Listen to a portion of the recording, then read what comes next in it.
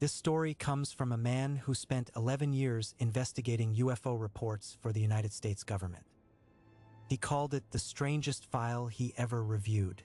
Not for its evidence, but because no one could ever decide whether the central event had happened at all. It came from a rural property outside Farmington, New Mexico. The witnesses were a family of 4.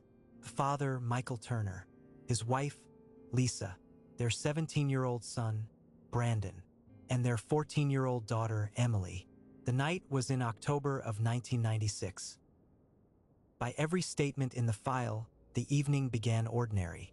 No visitors, no storm, nothing that would later stand out. The Turners lived in a small ranch-style house on open land, nearest neighbors minutes away by car, the property broken by dry fields and dirt roads and stands of trees. Beneath the house was a basement. That detail would come to matter more than any other. The family had gone to bed.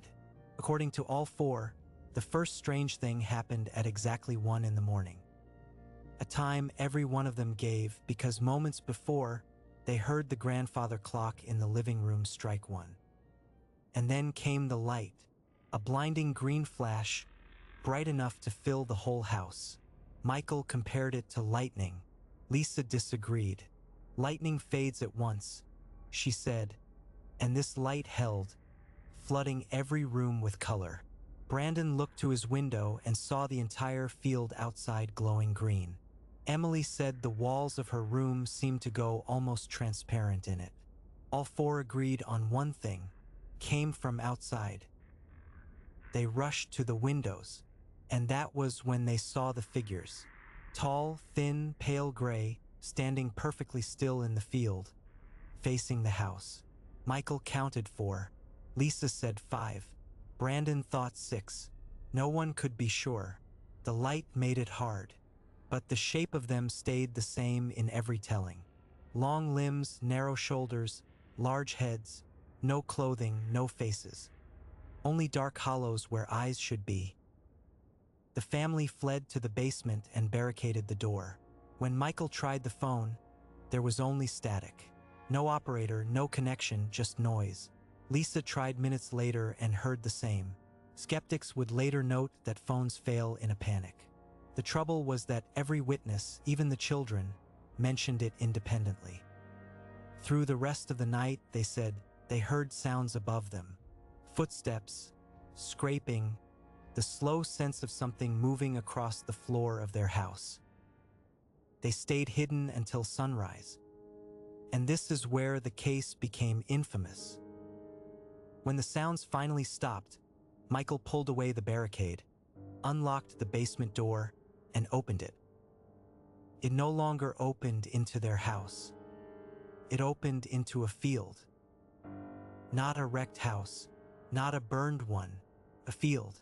All 4 described standing at the top of the basement stairs and seeing open land where the first floor should have been.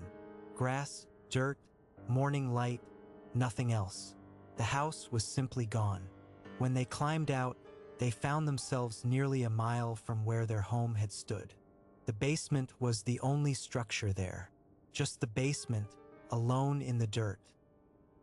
It sounds impossible. The investigators knew it. But the 4 statements taken separately aligned. The timeline, the figures, the green light, the static, the field. There were no photographs, no video, no outside witness. The strongest evidence was the consistency of the accounts, and it split the investigators down the middle. Some said the family had suffered something traumatic and rebuilt the memory afterward. Others noted that memory contamination grows less likely, not more, when separate witnesses stay identical over years. They wanted to return to the site, measure it, survey it. The Turners refused. Michael grew visibly shaken whenever it came up. The family gathered what they could, sold the property, and left the area as fast as they were able and never went back. By the time anyone organized a proper follow-up, the land had changed hands, the scene was altered, and all that remained were the statements. One of the last investigators on the case wrote a single line in the margin that says it best. The account is difficult to believe, and equally difficult to dismiss. What happened in that house outside Farmington? Did anything? For people told the same impossible story, and not one of them ever changed it. No one was ever able to say,